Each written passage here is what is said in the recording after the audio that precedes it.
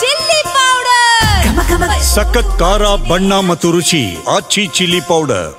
ಇನ್ನು ಈ ಸರ್ಕಾರಿ ನೌಕರರು ಯಾವುದೇ ಕಾರಣಕ್ಕೂ ಸಂಘದ ಚಟುವಟಿಕೆಗಳಲ್ಲಿ ಪಾಲ್ಗೊಳ್ಳಬಾರದು, ಅಂಥವ್ರ ವಿರುದ್ಧ ನಾವು ಕ್ರಮ ಜರುಗಿಸ್ತೀವಿ ಅಂತ ಪ್ರಿಯಾಂಕ್ ಖರ್ಗೆ ಮೊದಲ ಪತ್ರದ ಬಗ್ಗೆ ನಿರ್ಧಾರಕ್ಕೆ ಬರಲಾಗಿದೆ. ಎರಡನೇ ಪತ್ರವನ್ನು ರಾಜ್ಯ ಸರ್ಕಾರ ಗಂಭೀರವಾಗಿ ಪರಿಗಣಿಸುತ್ತಾ, ಅಂದರೆ ಸರ್ಕಾರಿ ನೌಕರರು ಭಾಗಿಯಾಗಬಾರ್ದು, ಕಡಿವಾಣ ಹಾಕಬೇಕು. ಇದಕ್ಕೆ ಸಂಬಂಧಪಟ್ಟಂಗೆ CM ಅವರಿಗೆ ಪತ್ರ ಬರೆದಿದ್ದು ಪ್ರಿಯಾಂಕ್ ಖರ್ಗೆ.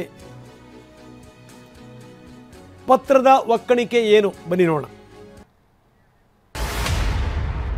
ಯಾರೇ ಸರ್ಕಾರಿ ನೌಕರ ಯಾವುದೇ ರಾಜಕೀಯ ಪಕ್ಷದ ಅಥವಾ ರಾಜಕಾರಣದಲ್ಲಿ ಭಾಗವಹಿಸುವಂತಹ ಯಾವುದೇ ಸಂಘ ಸಂಸ್ಥೆಯ ಸದಸ್ಯನಾಗುವಂತಿಲ್ಲ, ಅವುಗಳೊಂದಿಗೆ ಸಂಬಂಧ ಹೊಂದಿರುವಂತಿಲ್ಲ, ಯಾವುದೇ ರಾಜಕೀಯ ಚಳವಳಿ ಅಥವಾ ಚಟುವಟಿಕೆಯಲ್ಲಿ ಭಾಗವಹಿಸುವಂತಿಲ್ಲ, ಅದರ ಸಹಾಯಾರ್ಥ ವಂತಿಗೆ ನೀಡುವಂತಿಲ್ಲ, ಯಾವುದೇ ರೀತಿಯ ನೆರವನ್ನೂ ನೀಡುವಂತಿಲ್ಲ ಎಂದು ಸ್ಪಷ್ಟವಾಗಿ ನಿರ್ದೇಶನ ನೀಡಲಾಗಿದೆ. ಆದರೂ ಇತ್ತೀಚಿನ ದಿನಗಳಲ್ಲಿ ರಾಷ್ಟ್ರೀಯ ಸ್ವಯಂ ಸೇವಕ ಸಂಘ ಮತ್ತು ಇತರೆ ಸಂಘ ಸಂಸ್ಥೆಗಳು ಹಮ್ಮಿಕೊಳ್ಳುವ ಕಾರ್ಯಕ್ರಮಗಳು ಹಾಗೂ ಚಟುವಟಿಕೆಗಳಲ್ಲಿ ಸರ್ಕಾರಿ ಅಧಿಕಾರಿಗಳು ನೌಕರರು ಭಾಗವಹಿಸುವುದನ್ನು ಗಮನಿಸಲಾಗಿದೆ. ಆದ್ದರಿಂದ ರಾಜ್ಯದ ಸರ್ಕಾರಿ ಅಧಿಕಾರಿ ಮತ್ತು ನೌಕರರು ರಾಷ್ಟ್ರೀಯ ಸ್ವಯಂ ಸೇವಕ ಸಂಘ ಮತ್ತು ಇತರೆ ಸಂಘ ಸಂಸ್ಥೆಗಳು ಹಮ್ಮಿಕೊಳ್ಳುವ ಕಾರ್ಯಕ್ರಮಗಳಲ್ಲಿ ಭಾಗವಹಿಸುವುದನ್ನು ಕಟ್ಟುನಿಟ್ಟಾಗಿ ನಿಷೇಧಿಸಿದೆ.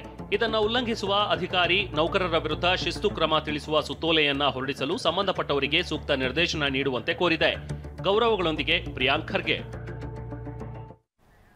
ಇನ್ನು ಪ್ರಿಯಾಂಕ್ ಖರ್ಗೆಗೆ ಬೆದರಿಕೆ ಹಾಕಿದಂಥ ವ್ಯಕ್ತಿ, ಆತನನ್ನು ಮಹಾರಾಷ್ಟ್ರದಿಂದ ಕರ್ಕೊಂಡ್ಬರಲಾಗಿದೆ. ಆತನ ಮೇಲೆ ಕೇಸ್ಗಳನ್ನು ಜಡಿಯಲಾಗಿದೆ. ಪೊಲೀಸರು ಆರೋಪಿ ದಾನಪ್ಪನ ವಿಚಾರಣೆ ಮಾಡಿದ್ದಾರೆ. ದಾನಪ್ಪ ನರೋಣೆ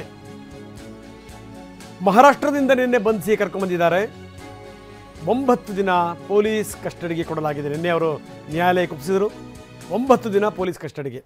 ACP ನೇತೃತ್ವದಲ್ಲಿ ತನಿಖೆ ಕೂಡ ಆಗುತ್ತೆ. ಬಂಧಿತ ಆರೋಪಿ ದಾನಪ್ಪ ನರೋಣೆ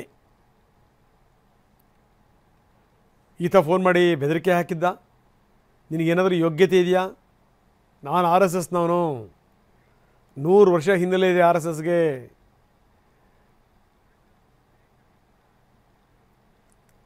ಒಂದಷ್ಟು ಸಂಗತಿಗಳ ಬಗ್ಗೆ ಈತ ಮಾತಾಡಿದ್ದ.